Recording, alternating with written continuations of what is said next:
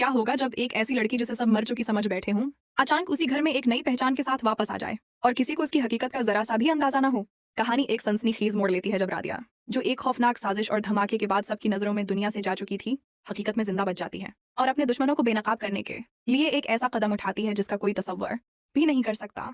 वो अपनी ही नानी का रूप धारकर उसी घर में वापस आती है जहां उसके खिलाफ साजिश रची गई थी। जैसे ही वो दरवाजा खोलकर अंदर दाखिल होती है तो पूरा घर हैरत और खौफ में डूब जाता है। दादी जी की आंखों में शक और गुस्सा झलकने लगता है। निहारिका के चेहरे का रंग उड़ जाता है, जबकि प्रथम माजी और प्रथम के वालिद एक दूसरे को देखते हुए यही सोचते रह जाते हैं कि ये अचानक कौन सी नानी आ गई जिसका जिक्र कभी नहीं सुना। सब सवाल पर सवाल करते हैं, मगर नानी के रूप में रादिया पूरे एतमाद और मजबूत लहजे में कहती है कि वो यहाँ अपनी निवासी रादिया की तलाश में आई है और जब तक उसे सच का पता नहीं चलता वो कहीं नहीं जाएगी। उसकी बातों में एक अजीब सा दर्द और सच्चाई होती है जो कुछ लम्हों के लिए सबको खामोश कर देती है, लेकिन फिर भी किसी को इस पर यकीन नहीं आता। दादी जी और निहारिका खास तौर पर बेचैन हो जाती हैं क्योंकि वो जानती हैं कि अगर सच सामने आ गया तो उनकी पूरी साजिश बेनकाब हो जाएगी।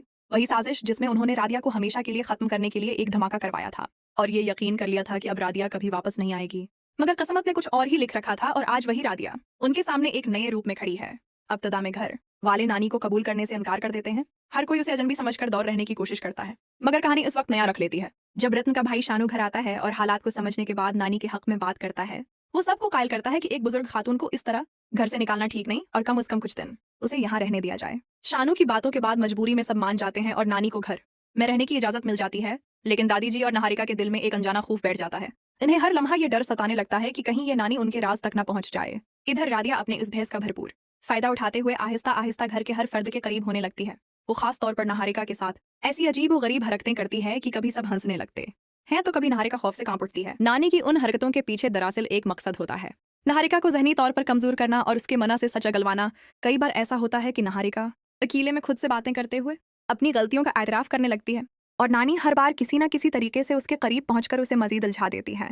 दूसरी तरफ प्रथम अब भी अपनी मोहब्बत रादिया को भूल नहीं पाया। वो हर जगह उसे तलाश कर रहा होता है। उसका दिल मानने को तैयार ही नहीं कि रादिया इस दुनिया में नहीं रही। जब वो नानी के साथ वक्त गुजारता है तो उसे बार बार एक अजीब सा एहसास होता है। नानी की आवाज़, इसका अंदाज, इसकी बातों का तरीका, सब कुछ उसे रादिया की याद दिलाता है। कई बार वो सोच में पड़ जाता है कि कहीं ये नानी ही रादिया तो नहीं, मगर फिर खुद ही इस ख्याल को झटक देता है। लेकिन उसके दिल की बेचैनी बढ़ती ही जाती है। माजी भी नानी की बातों और उसके रवैये से मुतासिर होने लगती हैं।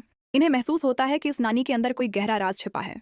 वो कभी कभार नानी की आंखों में एक ऐसा दर्द देखती हैं जो सिर्फ रादिया की आंखों में हुआ करता था, और यही एहसास उन्हें अंदर ही अंदर परेशान करने लगता है। जैसे जैसे वक्त गुजरता है, नानी के जरिए सच के पर्दे आहिस्ता आहिस्ता उठने लगते हैं। निहारिका की घबराहट बढ़ती जाती है। दादी जी की नींदें उड़ जाती हैं और प्रथम का शक यकीन में बदलने लगता है। अब कहानी एक ऐसे मकाम पर आ खड़ी होती है जहां हर राज बेनकाब होने के करीब है। सवाल यह है कि जब हकीकत सामने आएगी तो क्या होगा? क्या प्रथम अपनी रादिया को पहचान लेगा और उसका साथ देगा,